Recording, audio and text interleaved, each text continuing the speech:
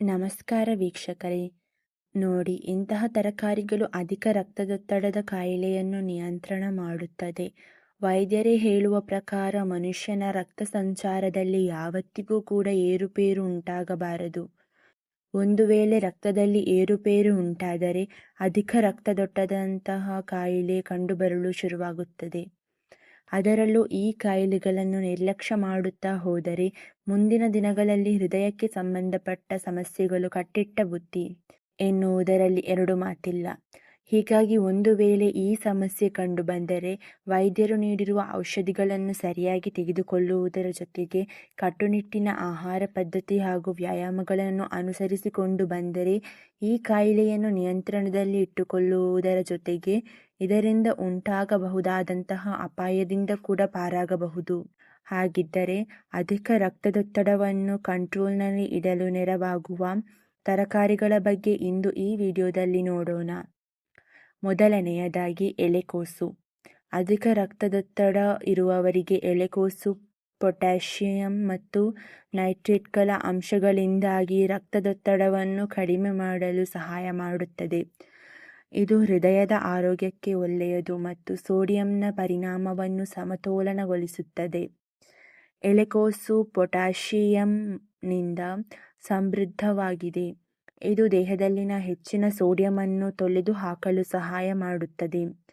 Sodium ಕಡಿಮೆಯಾದಂತೆ ರಕ್ತದೊತ್ತಡವೂ ಕಡಿಮೆಯಾಗುತ್ತದೆ. Potassium ರಕ್ತನಾಳಗಳನ್ನು ಸಡಿಲಗೊಳಿಸುವ ಮೂಲಕ ರಕ್ತದೊತ್ತಡವನ್ನು ನಿಯಂತ್ರಿಸಲು ಸಹಾಯ ಮಾಡುತ್ತದೆ. ಎಲೆಕೋಸು ನೈಟ್ರೇಟ್ಗಳನ್ನು ಹೊಂದಿದೆ. ಇವು ದೇಹದಲ್ಲಿ ನೈಟ್ರಿಕ್ ಆಮ್ಲವಾಗಿ ಪರಿವರ್ತನೆ ಹೊಂದಿ ರಕ್ತನಾಳಗಳನ್ನು ವಿಸ್ತರಿಸಲು ಸಹಾಯ ಮಾಡುತ್ತದೆ. ಇದರಿಂದಾಗಿ ರಕ್ತದೊತ್ತಡ 24 ಗಂಟೆಗಳವರೆಗೆ ಕಡಿಮೆಯಾಗುತ್ತದೆ. ಎಲೆಕೋಸಿನಲ್ಲಿರುವ ಕರಗದ ನಾರು ಕೊಲೆಸ್ಟ್ರಾಲ್ ಮಟ್ಟವನ್ನು ನಿಯಂತ್ರಿಸಲು ಸಹಾಯ ಮಾಡುತ್ತದೆ. ಇದು ಹೃದಯಾಘಾತ ಮತ್ತು ಪಾರ್ಶ್ವವಾಯುವಿನ ಅಪಾಯವನ್ನು ಕಡಿಮೆ ಮಾಡುತ್ತದೆ.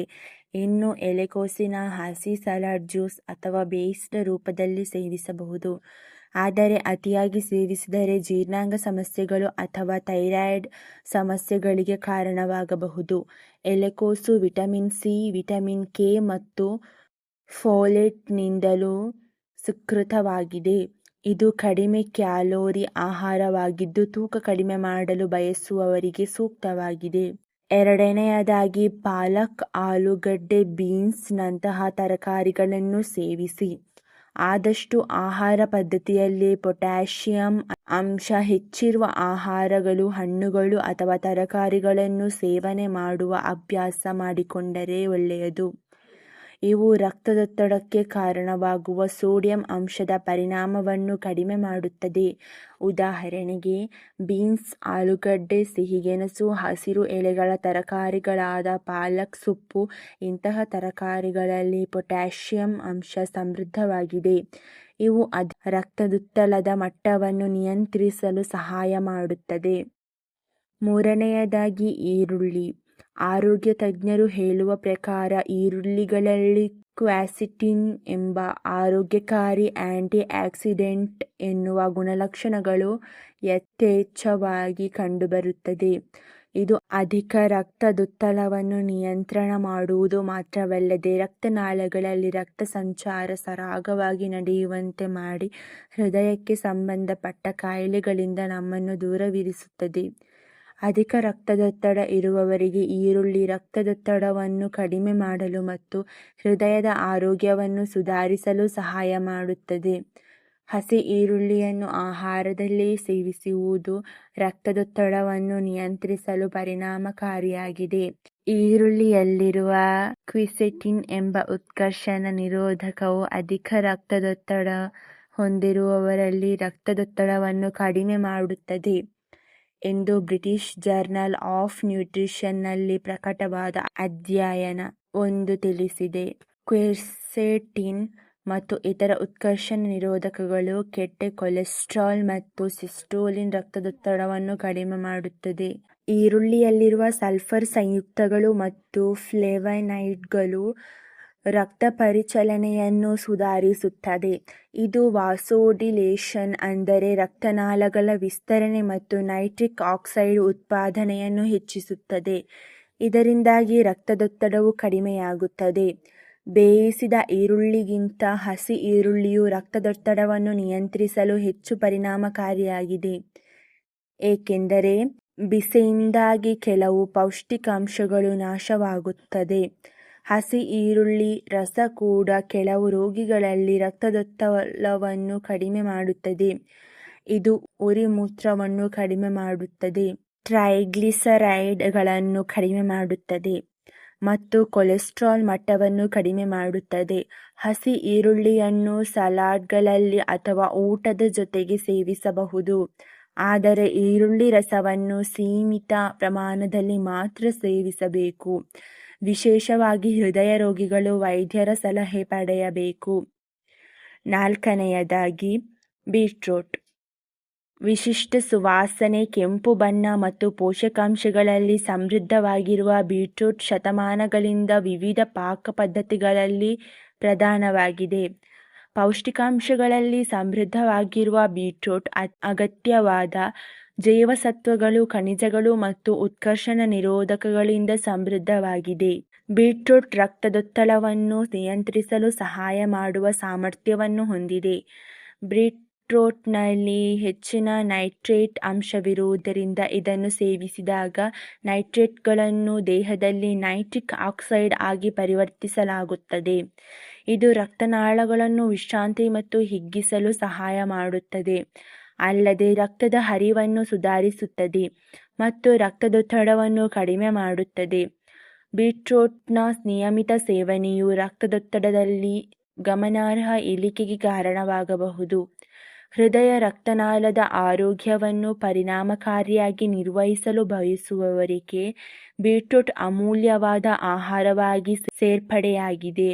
ಇದರ ನೈಸರ್ಗಿಕ ಗುಣಗಳು ಹೃದಯದ ಆರೋಗ್ಯವನ್ನು ಬೆಂಬಲಿಸುವುದಲ್ಲದೆ ಆರೋಗ್ಯಕ್ಕೆ ಪ್ರಯೋಜನಕಾರಿಯಾಗಿ ಬೀಟ್ರೂಟ್ನಲ್ಲಿರುವ ಕಡಿಮೆ ಕ್ಯಾಲೋರಿ ಮತ್ತು ಹೆಚ್ಚಿನ ಫೈಬರ್ ಅಂಶದಿಂದಾಗಿ ತೂಕ ಇಳಿಕೆಗೆ ಇದು ಉತ್ತಮ. ಇದರಲ್ಲಿರುವ ನಾರಿನಾಂಶವು ಹೊಟ್ಟೆ ತುಂಬಿದ ಅನುಭವ ನೀಡುತ್ತದೆ, ಅತಿಯಾಗಿ ತಿನ್ನುವ ಸಾಧ್ಯತೆಯನ್ನು ಕಡಿಮೆ ಮಾಡುತ್ತದೆ, ಅಲ್ಲದೆ ಅದು ಸಕ್ಕರೆಯ ಕಡುಬಯಕೆಗಳನ್ನು ಪೂರೈಸುತ್ತದೆ. ಇದರಲ್ಲಿ ನೀರಿನ ಅಂಶವಿರುವುದರಿಂದ ದೇಹವನ್ನು ಹೈಡ್ರೇಟ್ ಮಾಡುವಲ್ಲಿಯೂ ಸಹಕಾರಿ. ಅಗತ್ಯ ಪೋಷಕಾಂಶಗಳಿಂದ ಸಮೃದ್ಧವಾಗಿರುವ ಬೀಟ್ರೂಟ್ ತೂಕ ನಿರ್ವಹಿಸಲು ಸಹಕಾರಿಯಾಗಿದೆ. ಬೀಟ್ರೂಟ್ ಫೋಲೇಟ್, ಪೊಟ್ಯಾಷಿಯಂ ಮತ್ತು ವಿಟಮಿನ್ ಸಿಯ ಉತ್ತಮ ಮೂಲವಾಗಿದೆ. ಆಹಾರದಲ್ಲಿ ಇದನ್ನು ಪಲ್ಯವಾಗಿ, ಸಾಂಬಾರ್ ಮಾಡುವ ಮೂಲಕ, ಉಪ್ಪಿನಕಾಯಿ ರಸ ಅಥವಾ ಸ್ಮೂತಿಯಾಗಿ ಸೇವಿಸಬಹುದು. ಬೀಟ್ರೂಟ್ ಅನ್ನು ಸಣ್ಣಗೆ ಕತ್ತರಿಸಿ ಸಲಾಡ್ ರೀತಿ ಸೇವಿಸಬಹುದು. ಬೀಟ್ರೂಟ್ ಚಪಾತಿ, ದೋಸೆ ಮಾಡಿ ಸವಿಯಬಹುದು. 5ನೇಯದಾಗಿ ಮೂಲಂಗಿ. ಅಗ್ಗವಾಗಿ ಸಿಗುವ ಯಾವ ವಸ್ತುಗಳು ನಮಗೆ ಅಮೂಲ್ಯವಲ್ಲ. ಆಹಾರದ ವಿಷಯದಲ್ಲಂತೂ ಈ ಮಾತು ಮೂಲಂಗಿಗೆ ಸ್ಪಷ್ಟವಾಗಿ ಅನ್ವಯಿಸುತ್ತದೆ. ವಾಸ್ತವದಲ್ಲಿ ಮೂಲಂಗಿ ಪೊಟ್ಯಾಷಿಯಂ, ವಿಟಮಿನ್ ಸಿ ಮತ್ತು ಕರಗುವ ಮತ್ತು ಕರಗದ ನಾರಿನಾಂಶದ ಸಮೃದ್ಧ ಮೂಲವಾಗಿದೆ. ಇನ್ನು ಒಳ್ಳೆಯ ಅಂಶವೆಂದರೆ ಇದನ್ನು ಹಸಿಯಾಗಿಯೂ ಬೇಯಿಸುವ ಮೂಲಕ ಸೇವಿಸಬಹುದು. ಮೂಲಂಗಿಯ ಸೇವನೆಯಿಂದ ಹಲವಾರು ಪ್ರಯೋಜನಗಳಿವೆ. ಉದಾಹರಣೆಗೆ, ಯಕೃತ್ ಮತ್ತು ಜಠರದ ಕಲ್ಮಶಗಳನ್ನು ನಿವಾರಿಸುವ ಮೂಲಕ ಈ ಅಂಗಾಂಗಗಳನ್ನು ಸ್ವಚ್ಛತೆಗೊಳಿಸುತ್ತದೆ. ಕಾಮಾಲೆ ಮತ್ತು ಹಳದಿ ರೋಗ ಅಂದರೆ ಜಾಂಡಿಸ್ ಎದುರಾದರೆ ಕಪ್ಪು ಮೂಲಂಗಿಯ ರಸವನ್ನು ಕುಡಿಸುವುದು, ಇದರ ಎಲೆ ಮತ್ತು ತರಕಾರಿಯನ್ನು ತಿನ್ನಿಸುವುದು ಭಾರತದಲ್ಲಿ ಬಹಳ ಹಿಂದಿನಿಂದ ನಡೆದು ಬಂದ ಚಿಕಿತ್ಸಾ ಕ್ರಮವಾಗಿದೆ. ಮೂಲಂಗಿ ನಿಮ್ಮ ದೇಹಕ್ಕೆ ಅಗತ್ಯ ಪ್ರಮಾಣದ ಪೊಟ್ಯಾಷಿಯಂ ಅನ್ನು ಸಹ ಒದಗಿಸುತ್ತದೆ.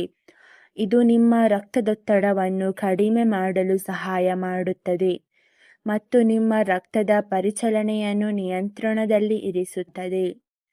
ವಿಶೇಷವಾಗಿ ನೀವು ಅಧಿಕ ರಕ್ತದೊತ್ತಡದಿಂದ ಬಳಲುತ್ತಿದ್ದರೆ ಮೂಲಂಗಿ ನಿಮಗೆ ಅಗತ್ಯವಾದ ಆಹಾರವಾಗಿದೆ. ಆಯುರ್ವೇದದ ಪ್ರಕಾರ ಮೂಲಂಗಿಯು ರಕ್ತವನ್ನು ತಂಪುಗೊಳಿಸುವ ಪರಿಣಾಮವನ್ನು ಬೀರುತ್ತದೆ. 6ನೇಯದಾಗಿ ಆಲೂಗೆಡ್ಡೆ. ಆಲೂಗೆಡ್ಡೆ ಸಾಂಬಾರ್ ಅಂದರೆ ಹೆಚ್ಚಿನವರಿಗೆ ಇಷ್ಟ, ಆದರೆ ಕೆಲವರು ಮಾತ್ರ ಗ್ಯಾಸ್ಟ್ರಿಕ್ ಆಗುತ್ತದೆ ಎಂದು ಹೇಳಿ ಇದರಿಂದ ಈ ತರಕಾರಿಯಿಂದ ದೂರ ನಿಲ್ಲುತ್ತಾರೆ. ಆದರೆ ನಿಮಗೆ ಗೊತ್ತಿರಲಿ, ಅಧಿಕ ರಕ್ತದೊತ್ತಡದ ಕಾಯಿಲೆಯಿಂದ ಬಳಲುತ್ತಿರುವವರಿಗೆ ಈ ತರಕಾರಿ ಬಹಳ ಒಳ್ಳೆಯದು. ಪ್ರಮುಖವಾಗಿ ಆಲೂಗಡ್ಡೆಯಲ್ಲಿ ಪೊಟ್ಯಾಷಿಯಂ ಅಂಶ ಅಧಿಕ ಪ್ರಮಾಣದಲ್ಲಿ ಕಂಡುಬರುತ್ತೆ. ಜೊತೆಗೆ ದೇಹದಲ್ಲಿ ಶೇಖರಣೆಗೊಂಡಿರುವ ಅಧಿಕ ಪ್ರಮಾಣದ ಸೋಡಿಯಂ ಅಂಶ ನಿಯಂತ್ರಣ ಮಾಡಲು ಇದು ನೆರವಿಗೆ ಬರುತ್ತದೆ. 7ನೇಯದಾಗಿ ಬೆಳ್ಳುಳ್ಳಿ. ಪ್ರತಿಯೊಂದು ಅಡುಗೆಯ ರುಚಿ ಹೆಚ್ಚಿಸುವ ಬೆಳ್ಳುಳ್ಳಿಯಲ್ಲಿ ಆರೋಗ್ಯಕ್ಕೆ ಬಹಳ ಒಳ್ಳೆಯದು ಎಂದು ನಮ್ಮ ಹಿರಿಯರ ಕಾಲದಿಂದಲೂ ಕೂಡ ಹೇಳುತ್ತಾ ಬರಲಾಗುತ್ತಿದೆ. ಆಯುರ್ವೇದ ಪದ್ಧತಿಯಲ್ಲಿಯೂ ಕೂಡ ಬೆಳ್ಳುಳ್ಳಿಗೆ ವಿಶೇಷ ಸ್ಥಾನಮಾನವನ್ನು ನೀಡಲಾಗಿದೆ. ಯಾಕೆಂದರೆ ಇದರಲ್ಲಿ ಕಂಡುಬರುವ ಔಷಧೀಯ ಗುಣಗಳು ದೀರ್ಘಕಾಲದ ಕಾಯಿಲೆಗಳು ಹಾಗೂ ಸಣ್ಣ ಪುಟ್ಟ ರೋಗಗಳನ್ನು ತಡೆಗಟ್ಟಲು ನೆರವಿಗೆ ಬರುತ್ತದೆ.